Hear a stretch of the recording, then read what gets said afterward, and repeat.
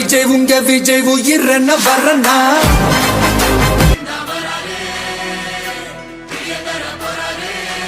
நாடு ஜெயிக்கணும்னா எடப்பாடி யாராடணும்.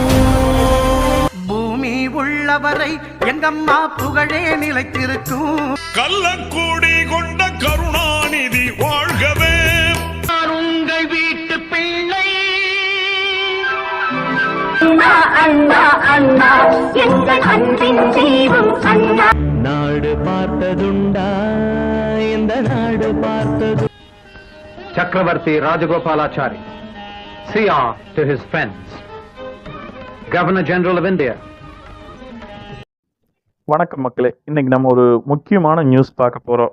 என்ன நியூஸ் அப்படின்னா, 10ஆம் தேதி அன்னைக்கு சிஎம் ஜோசப் விஜய் அவர்கள் கரூர் போகிறார். அப்படி கரூர் போகிறதுனா சும்மா போல, அவர் 41 ஃபேமிலி அவருடைய கூட்டத்துக்கு, அவர் அரசியல் கட்சியாக இருக்கும்போது எடுத்த கூட்டத்தில் இறந்து போன 41 ஃபேமிலிக்கு 41 கவர்மெண்ட் ஜாப் கொடுக்கறதுக்காக ஆர்டர் கொடுக்கறதுக்காக போகிறாப்படி. நம்மளுக்கு வேணா இந்த நியூஸ் இன்னைக்கு கிடைச்சிருக்கலாம், ஆனால் அது சம்மந்தப்பட்ட தரவுகள் எல்லா தகவலையுமே முதலையே அரசு அதிகாரிகள் சேகரித்து முதலமைச்சர் கொடுத்துருப்பாங்க. அந்த அடிப்படையில் தான் அவர் இப்போ அதுக்கான முயற்சி போகிறாப்படி. சரி, இது நல்லதா கெட்டதா அப்படின்னு நம்ம பார்ப்போம். இதில் நல்லது அப்படின்னு நம்ம எடுத்துட்டோம்னா, விஜய் அவர்களுடைய இமேஜ் பெரிய அளவில் இதில் எகிரும். விஜயினுடைய இமேஜ் எகிறதுனால அவர் கரூரில் பை எலெக்ஷனில் ஈஸியாக ஜெயிக்க போராடி முதலே ஜெயிச்சிடுவாடி. இப்போ அது இன்னும் ரொம்ப சுலபமாக போகுது, அதில் எந்த வித மாற்று கருத்தும் இல்லை.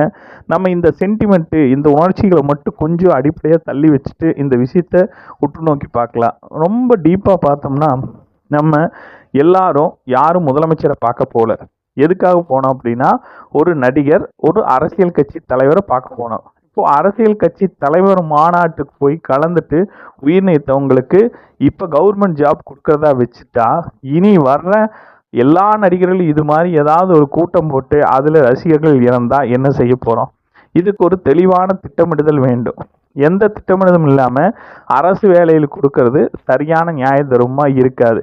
இப்போ அந்த 41 குடும்பத்துக்கு நம்ம ஆறுதலுக்காக அதை செஞ்சுட்டா கூட, இனி எதிர்காலத்தில் இந்த தப்பை தடுத்து நிறுத்துறதுக்கான வழி என்ன செஞ்சுருக்காரு? இப்போ இந்த 41 குடும்பத்தை காப்பாற்றுறதுக்காக அவர் வேற ஏதாவது பண்ணியிருக்கலாம். இல்லை சிபிஐ என்கொயரி இருக்குது, இவர் தனியாக ஒரு கமிஷன் போட்டு கூட அதைய ஹேண்டில் பண்ணியிருக்கலாம். ஏன் பண்ணல? அந்த மாதிரி எந்த நிகழ்வும் முயற்சி பண்ணாமல் உடனடியாக கவர்மெண்ட் ஜாப் அப்படிங்கிற ஒரே மென்டாலிட்டியில் போகிறத சரியான அணுகுமுறை இல்லை. இது வாக்கு அரசியலை நோக்கி தான் பிரயாணிக்குது, அதில் எந்த மாற்று கருத்தும் இல்லை.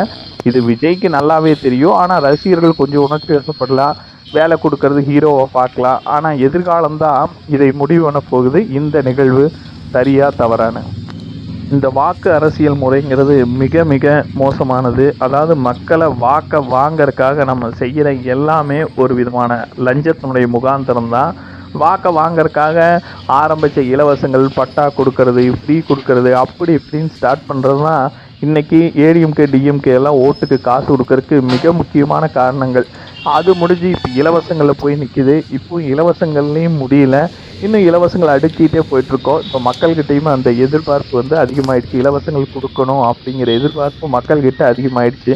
இந்த வாக்கு அரசியலை விஜயம் முன்வைத்தா ஆபத்துகள் மறுபடியும் தமிழ்நாட்டை சூழலாம். அதனால் நேர்மையான ஒரு அரசியலை நம்ம விஜய்கிட்ட எதிர்பார்க்கோம். கண்டிப்பாக அவரும் செய்வா அப்படிங்கிற நம்பிக்கை நம்மளுக்கு நிறையவே இருக்குது. இந்த வாக்கு அரசியலிருந்து வெளியில் விஜய் ஒரு மிகப்பெரிய முதலமைச்சராக உருவெடுத்து இந்த இந்தியா மட்டும் இல்லை, ஆசியாவிலேயே ஒரு மிகப்பெரிய முதலமைச்சராக வரணும்னு நம்மளும் நினைக்கிறோம். நன்றி.